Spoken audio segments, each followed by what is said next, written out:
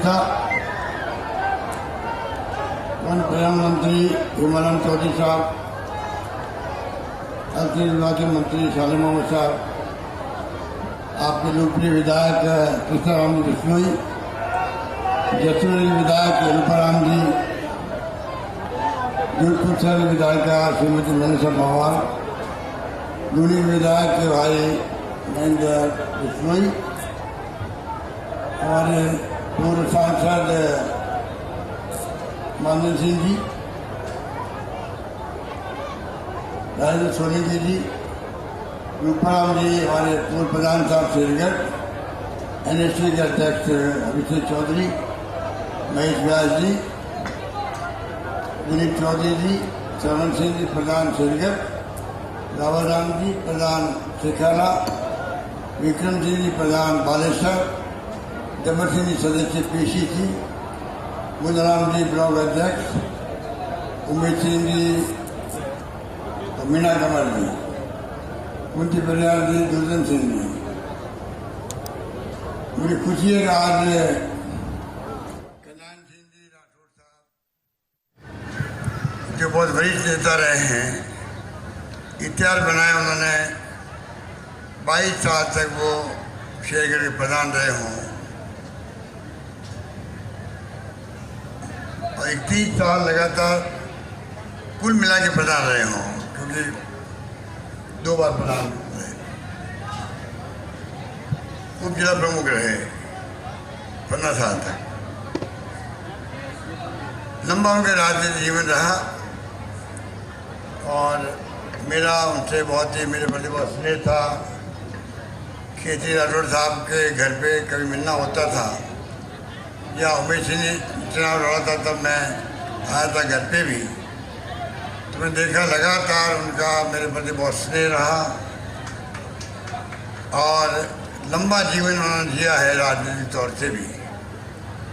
मुझे खुशी है कि उनके याद में एक मूर्ति लगाई गई। मूर्ति किसी की क्यों लगती है, चाहे वो महापुरुष हो, चाहे वो शहीद हो सीमाओं पर, और चाहे राजनीतिक राजनेता हो, इसलिए लगती है कि आने वाली पीढ़ियाँ भी मूर्ति किसकी लगी है, क्यों लगी है, क्या इनका बैकग्राउंड था, क्या इनका योगदान था, नई पीढ़ी जानकारी प्राप्त करती है और मन के अंदर वो भी संकल्प करते हैं मुझे भी जिंदगी में कुछ करना है, देश के लिए, समाज के लिए, गांव के लिए। इस रूप में मैं समझता हूँ कि ये चलन मूर्तियों का है और मेरा सौभाग्य है, मुझे आज अवसर मिला कि मैं जो है कल्याण सिंह जी की मूर्ति के इस अवसर पर आ सका। मैं उनकी धर्मपत्नी जी को भी नमन करता हूँ, प्रेम कंवर जी को, और अभी देखा आपने उमेश सिंह जी की और मीना कंवर जी की जुगलबंदी देखी होगी आपने, जुगलबंदी थी, दोनों की जुगलबंदी देखी हमने। जो होते नहीं होता संगीत के अंदर जुगलबंदी होती है, आपने प्रतिस्पर्धा होती ही नहीं होती है, वही प्रतिस्पर्धा आज पति पत्नी में देखने को मिली और खुशी इस बात की है कि उस प्रतिस्पर्धा में हमारी मीना कंवर नंबर दे गई। देखिए घूंघट हटाने का कितना बड़ा फायदा मिलता है। घूंघट में कह सकते हैं महिलाओं को, हमारी बहन बेटियों को, उनका व्यक्तित्व आगे आ नहीं पाता है। प्रतिभा क्या है, उनकी जानकारी समाज को मिल नहीं पाती है। समाज तब आगे बढ़ेगा, देश तब आगे बढ़ेगा जब महिलाओं की भी बराबरी की भागीदारी होगी। जो राजीव गांधी ने शुरुआत करी थी, पहले कौन गांव में सरपंच बनने देता था महिलाओं को, दलितों को, पिछड़ों को। संविधान में संशोधन हुए, उसके बाद में महिलाएं सरपंच बनती है, प्रधान बनती है, प्रमुख बनती है, सभापति बनती है, पार्षद बनती है, अवसर मिलने लगे उनको। और देखिए आप मीना कंवर जी को तो बाई चांस मौका मिल गया, वरना उमेश जी छोड़ने वाले नहीं थे कुर्सी को, क्योंकि मौका मिल गया। पर मीना कंवर जी 5 साल के अनुभव में देख रहा हूँ, इनको बात कर रहा हूँ मैं, जब से बनी तब से अब जो आज उन्होंने भाषण दिया सबका दिल जीत लिया। और सारी बातें, खुशी की बात ये, वो खाली पढ़ नहीं रही थी, पहले वो पढ़ती थी शुरू के अंदर। अब बिना एक्सटेम्पोर भाषण दे करके जितनी योजनाएं सरकार की है, जिसके बारे में पूरी चर्चा आज मैं कहता हूँ गर्व के साथ में, राजस्थान वो राज्य बन गया देश के लिए जिसकी चर्चा राजस्थान के अलावा केंद्र में होती है, राज्यों में होती है। और राज्यों में हमारी स्कीमें जो है, अन्य राज्य भी अपने मैनिफेस्टो में लिख रहे हैं उन स्कीमों के बारे में, वो भी वादा करें पब्लिक से जो राजस्थान सरकार कर रही है वैसे काम हम भी करेंगे। ओपी लागू किया मैंने कर्मचारियों के लिए, आज केंद्र सरकार उनको सूझ नहीं रहा कि हम करें क्या। राज्यों में चर्चा चल पड़ी है। ये जो मैं इसलिए कह रहा हूँ कि जब ये भागीदारी बनती है,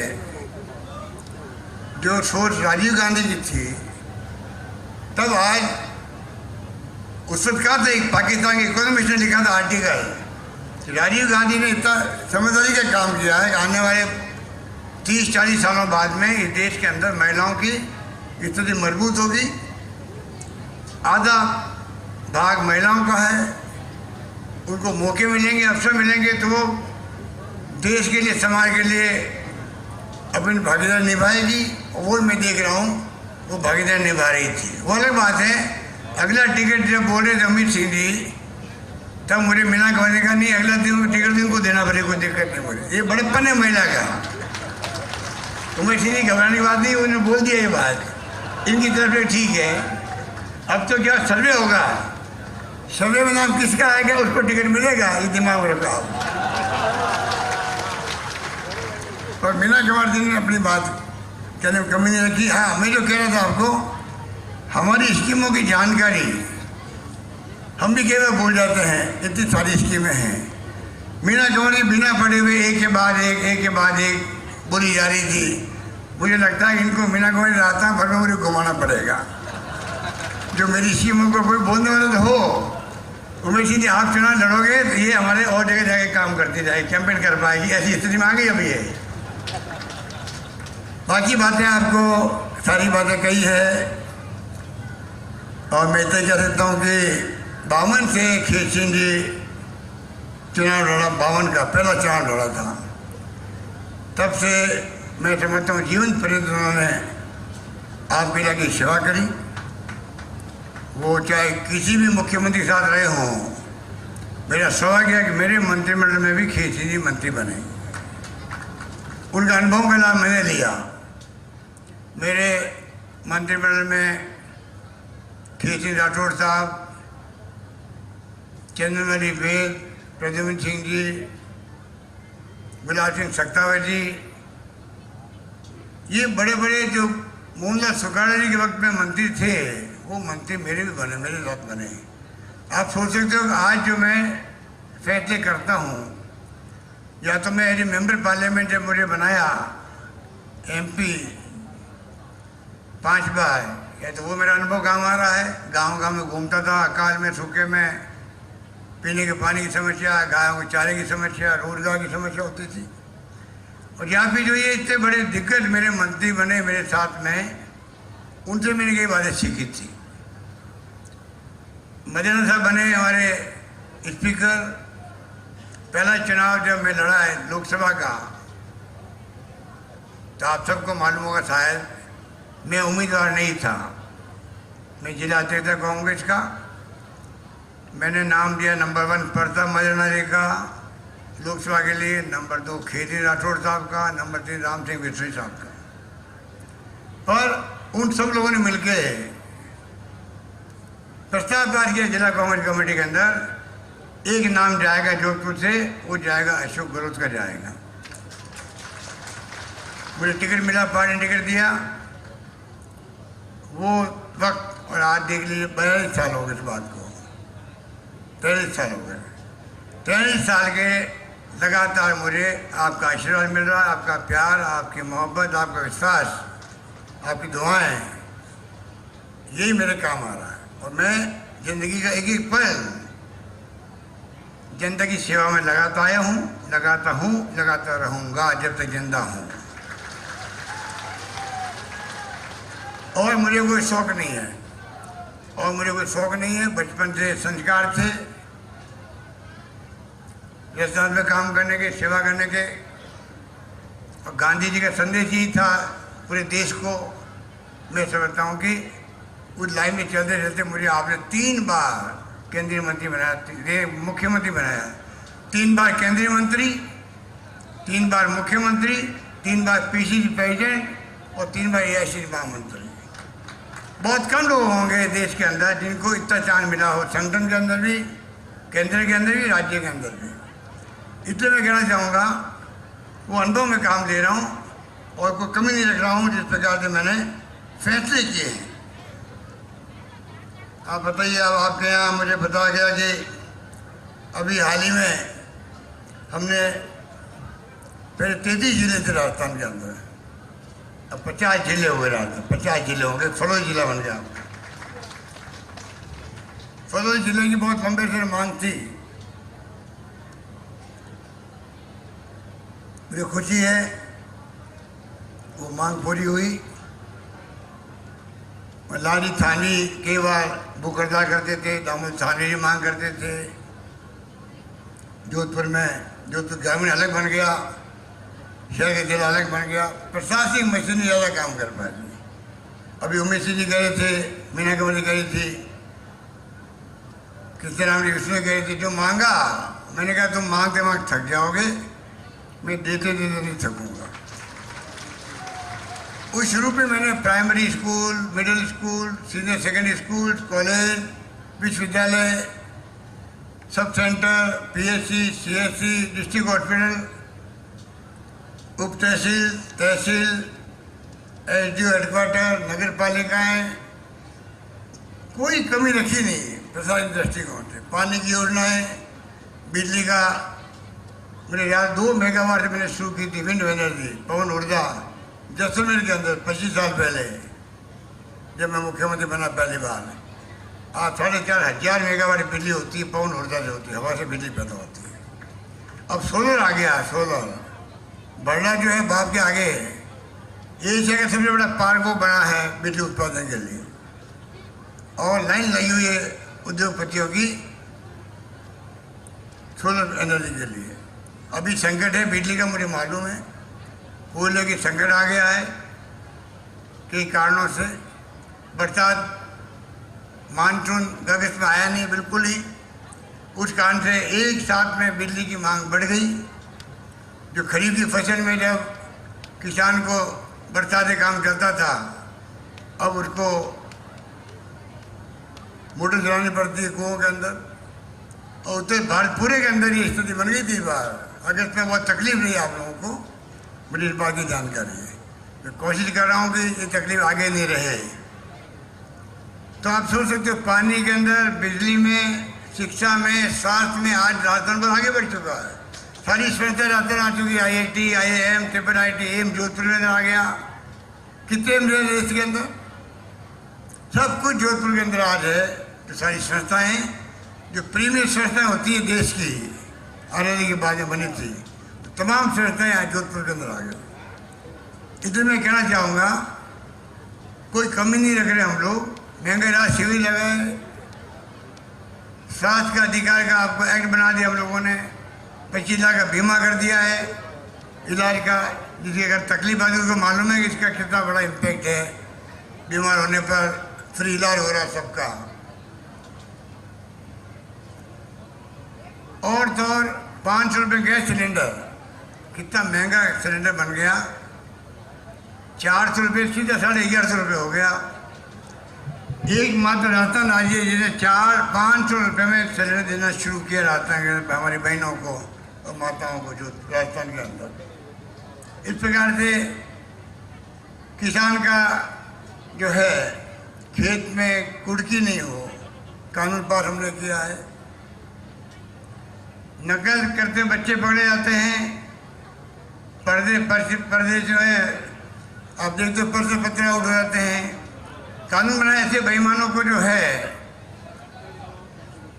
आजीवन कारावास होगा। लाखों बच्चों का भविष्य खराब करते हैं, मेहनत करते हैं, मालूम पड़ता है कि पर्चा लीक हो गया। तो तमाम तरीके से मैं समझता हूँ जो गवर्नेंस हमने दी है, जो कानून हमने पास किए हैं, आप सबके सामने राजस्थान में GSS के 4 विचार दिए हम लोगों ने, बिजली की कमी नहीं रहे। इस रूप में मैं कह सकता हूँ आपको हमारी योजनाओं का आज पूरे देश के अंदर अच्छा इम्पैक्ट है। और तेल निकल गया बाड़मेर के अंदर, रिफाइनरी आ रही है आपके पड़ोस के अंदर, पचपदरा के अंदर, पेट्रोकेमिकल साथ में है, तो प्लास्टिक आधारित उद्योग बनेंगे, हजारों तरह के लगेंगे, रोजगार लेंगे लोग, छोटा मोटा इंडस्ट्री लगाएंगे। कानून बना दिए हमने छोटे इंडस्ट्री वालों के लिए MSME कानून, जिसके माध्यम 5 साल तक सरकार पर जाना नहीं पड़ेगा आपको। भूमि का परिवर्तन करना हो या बिजली का, पानी का, कोई भी फॉर्मेलिटी करनी हो, इस प्रकार से हमने कई क्रांतिकारी फैसले किए जिसका इम्पैक्ट पूरे राजस्थान के अंदर, पूरे देश के अंदर है। इसलिए मैं कहना चाहूँगा किसानों के लिए अलग से बजट पेश करने वाला राजस्थान पहला राज्य देश के अंदर, अलग बजट पेश किया हम लोगों ने, कर्जा माफ़ किया 22 लाख किसानों का। और तो और तारबंदी के लिए पैसे दे रहे हैं हम लोग, जो कि आवारा पशु नहीं घुसा है अंदर। कृषि कनेक्शन बहुत जो पेंडिंग है उससे एक साथ देने का फैसला हमने किया। 2000 यूनिट बिजली फ्री कर रहे हैं किसानों के लिए। आप सोच सकते हो कि इतना बड़ा इम्पैक्ट है। 100 यूनिट सबके लिए फ्री कर दिए, सबके लिए, कोई भी कितनी बिजली का उपयोग कर रहा है 100 यूनिट कम से कम उनके सबके फ्री हो गई है। और जो 100 यूनिट तक ही उपयोग करता है उसका बिल जरूर आने लग गया है। पशुपालकों को 5 रुपये दे रहे हैं हम लोग, सब्सिडी दे रहे हैं, कहीं नहीं देश के अंदर, प्रति लीटर दूध के लिए। गायों के लिए लंपी रोग में गाय मर गई थी, 40,000 रुपये प्रति गाय हमने उनके बैंकों में जमा करवाए। देश में कहीं पे भी नहीं हुआ है। राजस्थान सरकार ने 40,000 रुपये जब प्रति गाय मर गई है लंपी रोग में, उनके लिए हमने व्यवस्था करी। कामधेनु योजना शुरू कर दी आगे के लिए। एक गाय भैंस जो भी घर में है, 2 पशुओं का बीमा सरकार करवाएगी, प्रीमियम सरकार भरेगी। आपको एक नए पैसे जमा नहीं करवाना पड़ेगा, 80,000 तक मिलेगा आपको बीमा उसका, वो हमने किया है। दवाएं फ्री है जानवरों के लिए भी। अनाज में, तिलहन में, दलहन में, चना में, बाजरा में, सरसों में आज देश में नंबर 1 है राजस्थान। दूध में और ऊन उत्पादन में नंबर 1 है देश में हम लोग। कई मामले में हम नंबर 1 पहुंच गए हैं। आपको खुशी होगी आर्थिक रूप से भी। आर्थिक रूप से हम लोग आज उत्तर भारत में नंबर 1 पर है GDP के अंदर। ये हमें गर्व होना चाहिए। पूरे बड़े राज्यों में नंबर 2 पर है। नंबर 1 आंध्र प्रदेश है, GDP 11.4%, हमारी GDP है 11.04%। तो कहने का मतलब ये है जो फैसले हमने किए हैं, 1 करोड़ लोगों को पेंशन दे रहे हैं। 500 रुपये पेंशन थी, 750 थी, सबको 1000 कर दिया मैंने। 1000 रुपये पेंशन मेरी कम से कम 1 करोड़ लोगों को मिलेगी। निःसंतानों को, विधवाओं को, बुजुर्गों को मेरी पेंशन मिल रही है। इस प्रकार मैं कह सकता हूँ आपको कि ये मौका ऐसा है, जब खेत सिंह जी मुझे लेके आए थे, जब मंत्री थे मेरे साथ में, और हमने जैसा उन्होंने कहा आपके टंकियों के निर्माण के लिए, उस वक्त में 14 टंकियाँ बनी थी, मुझे बताया गया। अभी उमेश जी बता रहे थे 14 टंकियाँ बनी थी एक साथ में। पहली बार ये आपका इलाका जब पानी को लेकर तरसता रहा, हमेशा अकाल सूखे पड़ते रहे हैं, शिक्षा का अभाव था, स्वास्थ्य सेवाओं का अभाव था। खेती राठौड़ वो आदमी था राजस्थान के अंदर, चाहे मंत्री रहे चाहे कोई पद में रहे, हमेशा उससे कहावत थी जयपुर के अंदर, जितना ध्यान खेती राठौड़ शेरगढ़ के क्षेत्र का रखते हैं और कोई नेता नहीं रखता अपने क्षेत्र का। जिस पद पे वो रहे, चाहे वो शिक्षा मंत्री रहे, गांव-गांव स्कूल खोल दिए उन्होंने, PSC CSC कोई कमी नहीं रखी। तो कहने का मतलब है कि आपके वहाँ कल्याण सिंह जी हो या खेती राठौड़ साहब हो, आपको वो जनप्रतिनिधि मिले हैं जिन्होंने हमेशा वो जानते हैं इसकी भौगोलिक स्थिति क्या है शेरगढ़ की। गांव तो नाम मात्र रह जाते हैं, फुलौदी के अंदर, भाप में, होशिया में या आपके शेरगढ़ में। एक गांव दूसरे गांव की दूरियां बहुत लंबी है, पानी पहुंचाना हो, बिजली पहुंचानी हो, सड़क पहुंचाना तो ज़्यादा खर्चा आता है। पूरे देश के मुकाबले में खर्चा ज़्यादा हमारे यहाँ आता है, क्योंकि हमारे यहाँ दूर दूर गांव बसे हुए हैं। और कई गांव तो रह गए नाम के, लोग ढाणियों बच गए हैं, तो ढाणे तक में व्यवस्था करनी बहुत मुश्किल काम होता है। हमने 23,000 स्कूलें खोली एक साथ में, राजीव गांधी स्वर्ण पाठशाला। उसके वजह में बहुत नीचे थे शिक्षा के अंदर, आज बहुत बड़ा जंप हो गया राजस्थान के अंदर शिक्षा के अंदर भी। तो मैं कहना चाहूँगा आपको, हमने कोई कमी रखी नहीं है। नौकरी लगा रहे बच्चों की, 1 लाख 2 लाख नौकरी लग चुकी, 1 लाख का प्रोसेस चल रहा है राजस्थान के अंदर। महंगाई जमाना है, महंगाई के वक्त में महंगाई रात शिविर खोले थे अभी, बहुत पॉपुलर हुए। 10 गारंटी दी हम लोगों ने हमारी बहनों को, माताओं को, हर परिवार को। 1,82,1,82,00,000 परिवार जुड़े उससे, उनको फायदा मिलेगा, मिलने लग गया है। और तो और हमने घर घर में खाद्य सामग्री, चाहे वो गेहूं के अलावा दालें हो, चाहे शक्कर हो, चाहे वो तेल हो, चाहे मिर्च मसाले हो, उनको हम लोग दे रहे हैं, किट भिजवा रहे हैं पैसे की दुकानों से। तो कहने का मतलब महंगाई है। राहुल गांधी आए थे, कहा था महंगाई, बेरोजगारी और आपस में प्रेम भाईचारा रहे आपस के अंदर सब में, और गरीब अमीर मेरी खाई नहीं बढ़े, वही काम हम लोग कर रहे हैं। इसलिए मैं कहना चाहूँगा कि राजस्थान में हर क्षेत्र में, चाहे वो आधारभूत संरचना हो, चाहे कोई भी हो, सरकार की तरफ से कोई कमी रख नहीं रहे हैं। आगे आने वाले वक्त के अंदर भी, अभी तो चुनाव आने वाले हैं, सब लोग आप देखते नेता लोग आने लग गए हैं, दिल्ली से भी बार बार दौरे हो रहे हैं।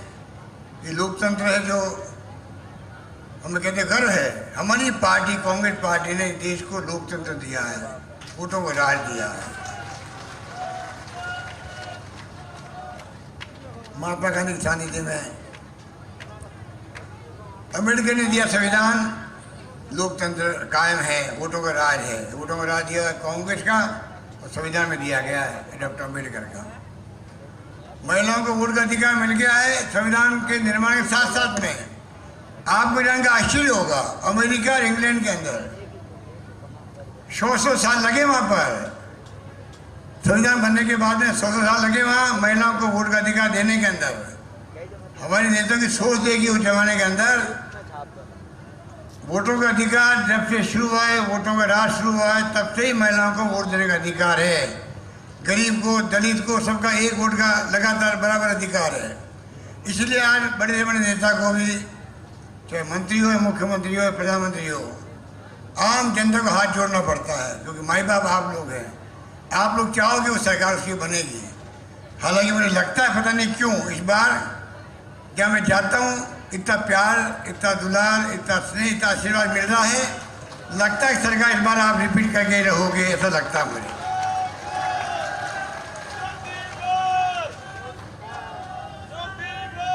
इसलिए मैं इस मौके पर इतने कहना चाहूँगा, आप लोग बड़ी संख्या में पधारे हो। ये आपका जो इस परिवार के प्रति जो श्रद्धा है, प्रेम है, प्यार है, विश्वास है, इस कारण से आप लोग बैठे हुए, सुबह से बैठे हुए हो। पूरी सीधी जब राजनीति में आए हैं, पूरी तरह समझ के काम करने के लिए प्रतिबद्ध हैं। कैसे विकास हो शेरगढ़ का चिंता करते रहते हैं, और मैं करीब करीब इनकी मांगे कभी टालता नहीं हूँ, सब मांगे पूरी करता ही करता रहता हूँ, ये मैं कह सकता हूँ।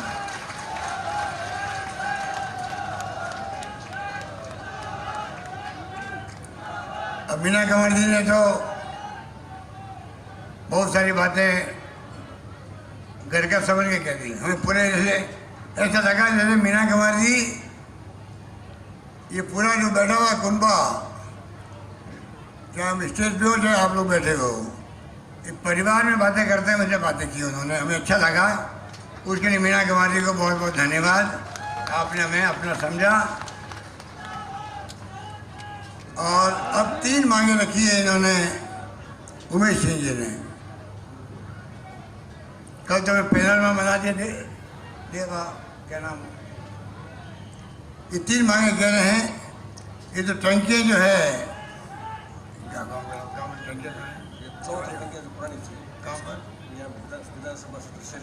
विधानसभा क्षेत्र आपका शेरगढ़ में 74 टंकियाँ बनी थी, कहते पाइपलाइन भी खराब हो गई है। उसके नवीनीकरण की बात की जा रही है, तो हमारा फर्ज बनता है अगर पाइप खराब हो गए हैं तो उनको बदलना है, क्या करना है वो हम फैसला करेंगे। आपको पानी तकलीफ नहीं आने देंगे, ये मैं वादा करना चाहता हूँ। नंबर 1,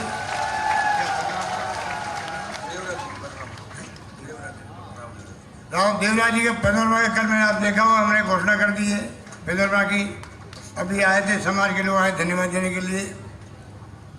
शेखाला में गर्ल्स कॉलेज का नाम राव गोगरी के नाम पे कहना कि ये मांग कर रहे हैं। आप सबकी भावना है, सबकी भावना है, तो इसकी नाम का नामकरण शेखाला गर्ल्स कॉलेज हो जाएगा। और चौड़िया सब सेंटर को पीएचसी, अपने गांव में मांग करें सब सेंटर को पीएचसी बनाओ। तो मैं घोषणा करता हूं कि ये सब सेंटर पीएचसी में क्रमणित होगा और कल्याण जी के नाम का होगा, ये मैं कहना चाहूँगा। यही बात कहता हुआ मुझे आपने याद किया इस मौके पर, इसके लिए मैं आपका आभारी हूँ। और मैं उम्मीद करता हूँ अगली बार सरकार रिपीट करने में शेरगढ़ के पूरे विधानसभा क्षेत्र के लोग भागीदारी निभाएंगे। खाली शेरगढ़ तक नहीं बल्कि आसपास क्षेत्रों में भी जहाँ हमको बस चले, सब मिलके हम लोग संकल्प लेंगे सरकार रिपीट होनी चाहिए। रिपीट नहीं होती है तो काम बंद हो जाते हैं। रिफाइनरी बंद हो गई हमारी, बताइए आप। 38,000 करोड़ का प्रोजेक्ट था वो, 38,000 करोड़ की, आज वो 62,000 करोड़ का हो गया। पूछो किसी को 5 साल बंद क्यों किया आपने, कोई जवाब नहीं इसका। हम कोई काम बंद नहीं करते, बीजेपी गवर्नमेंट के चालू किए हुए। वसुंधरा ने शुरू की थी ARCB योजना 13 जिले की, ईस्टर्न राजस्थान की, हम उसको आगे बढ़ा रहे हैं। वो हमारे काम को बंद कर रहे थे, मेट्रो बंद कर दिया जयपुर के अंदर। और तो और बद्रीनाथ केदारनाथ में जो गए थे तो बह गए पानी के अंदर। हमने जो उनके बच्चे जो अनाथ हो गए थे, नौकरी देना शुरू किया हमने, स्कीम बंद कर दी। 15-20 नौकरी लगी तो उसको बंद कर दिया। मेरा मानना है कि हम जो राजनीति में कार्यकर्ता हैं या MLA हैं, MP है, मंत्री है, उन सभी ड्यूटी एक पहला हमारा फर्ज बनता है हम जनता की सेवा कैसे करें। सरकार बदलती रहती लोकतंत्र के अंदर, पर बदलने के बाद में भी जो अच्छे काम चल रहे हैं उनको बंद करने क्या तो क्या बता दीजिए आप। इसी प्रकार से एक बात मैं कहना भूल जाऊँगा, संजीवनी की जो स्कैंडल हुआ है, मैंने गणेश शेखावत जी को कहा है आप आगे आइए, मेरी कोई दुर्भावना नहीं है आपके प्रति, आप आरोपी उसके अंदर हैं। मैंने जो आरोप लगाया मैंने नहीं लगाया है, SOG के रिकॉर्ड में आप आरोपी हैं। कृपा करके आप केंद्रीय मंत्री बन गए हो, केंद्रीय मंत्री का पद बहुत बड़ा होता है। मैं बड़ा राज्य मंत्री बना, मैं वो बने केंद्रीय कैबिनेट मंत्री बने, बहुत बड़ी बात है। उनके बाद जो पद है उनको एहसास हो ही नहीं रहा कि मैं इतने बड़े पद पे हूँ, ऐसा मुझे लगता है। ऐसा होता वो खुद आगे आते कि मैं केंद्रीय मंत्री बन गया, मुझे क्या चाहिए ज़िंदगी के अंदर। 1.5 लाख लोगों में पैसा डुबा हुआ है, बाड़मेर के हों, चाहे वो शेरगढ़ के भी होंगे, चाहे जोधपुर के भी हैं, और ज़्यादातर राजपूत समाज के लोग हैं। मेरे पास आए 3 बार आए, मेरी आंखों में आंसू आ गए। वो भी जो रो रहे हैं, 25 लाख, 5 लाख, 50 लाख, 1 करोड़ 2 करोड़ रुपये डूबे उन लोगों के। क्या क्या मैं उनकी बातें सुन के, और इतने बूढ़े लोग थे वो लोग, कोई सोच नहीं सकता। क्या हम लोगों का फर्ज नहीं है, मैं होम मिनिस्टर हूँ, अगर वो मेरे पास आए तो मैं उनको कहूँगा भाई मैं पता करूँगा क्या मामला आपका। मैंने कभी पहले आरोप नहीं लगाया, पहले मेरे पास आए भी साल पहले, 1.5 साल पहले आए, तब मैंने पहली बार पता किया एज होम मिनिस्टर भाई क्या मामला इनका संजीवनी का। उसके पहले मैंने कभी चर्चा ही नहीं की होगी। मुझे पता है उन्होंने इस प्रकार के 60-70 लोग ये मुलजिम में, इस प्रकार से पहले हड़प लिया, बांट लिया, जो भी किया, जो किया होगा उसके कारण से आज ये कुछ लोग जेल में बैठे हुए हैं अभी। तब मैंने कहा भाई आप खुद आरोपी हो, आप अभियुक्त हो, कृपा करके आप आगे आओ, मेरी कोई दुर्भावना नहीं आपसे भी, कोई जवाब नहीं। आज मैं फिर अपील करना चाहूँगा, उनको चाहिए बड़ा दिल रखे, पब्लिक से माफ़ी मांगे, अगर गलती की तो माफ़ी मांगे, गलती नहीं की तो बताए कि मेरी गलती नहीं है और इस प्रकार की गलतफहमी हो गई, पैसा डूब गए लोगों के, मैं दिलाने का प्रयास करूँगा।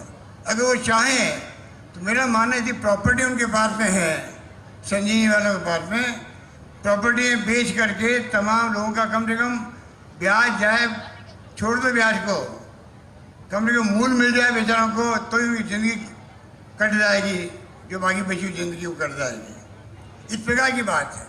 इसलिए मैं कहना चाहूँ जो हम राजनीति में काम करने वाले हैं, पहला धर्म हमारा पब्लिक का कमिटमेंट होना चाहिए। हम लोग मंत्री बनते, मुख्यमंत्री बनते, हम ट्रस्टी जनता के हैं, न्यासी हम लोग। इस प्रकार से हमारी सोच होनी चाहिए। यही बात कहता हूँ मैं आप सबको। कल्याण जी की मूर्ति लगी है, मुझे खुशी है, ये आप सब इतने बड़े तादाद में आए हो। मैं फिर कहना चाहूँगा इस परिवार का जो योगदान है आपके क्षेत्र में विकास का, उसको कोई भूल नहीं सकता। यही बात करता हूँ, हमारी बात समाप्त करता हूँ। धन्यवाद, जय हिंद। धन्यवाद, बहुत आभार। राम जी बेगवाल साहब। तो देखिए, मुख्यमंत्री अशोक गहलोत का संबोधन आप सुन रहे थे। मुख्यमंत्री अशोक गहलोत ने अपनी सरकार की योजनाओं का जिक्र किया, साथ ही साथ स्वर्गीय कल्याण सिंह राठौड़ की मूर्ति का अनावरण भी हुआ है चौरड़िया से। हालांकि ये तस्वीर आपके सामने है। मुख्यमंत्री अशोक गहलोत का फलौदी का दौरा है और यहाँ से एक बार फिर से मुख्यमंत्री ने उस बात को दोहराया है कि मुझे महसूस हो रहा है कि आप हमारी सरकार रिपीट करने जा रहे हैं। हालांकि यहाँ पर मुख्यमंत्री की मौजूदगी बेहद महत्वपूर्ण हो जाती है। स्वास्थ्य शिक्षा से लेकर हर क्षेत्र में हमने कार्य किया है। 500 रुपए का सिलेंडर देकर राहत हम लोगों को पहुंचा रहे हैं। कल्याण सिंह जी ने इतिहास बनाया, उनका भी जिक्र किया। लंबा राजनीतिक करियर रहा कल्याण सिंह राठौड़ का, मेरा उनसे लंबा जुड़ाव रहा, उनका स्नेह रहा है। मुझे खुशी है कि आज उनकी मूर्ति का अनावरण हुआ है। अब यहां से प्रस्थान करते हुए मुख्यमंत्री अशोक गहलोत, ऐसा लगता है जनता सरकार रिपीट करके ही रहेगी।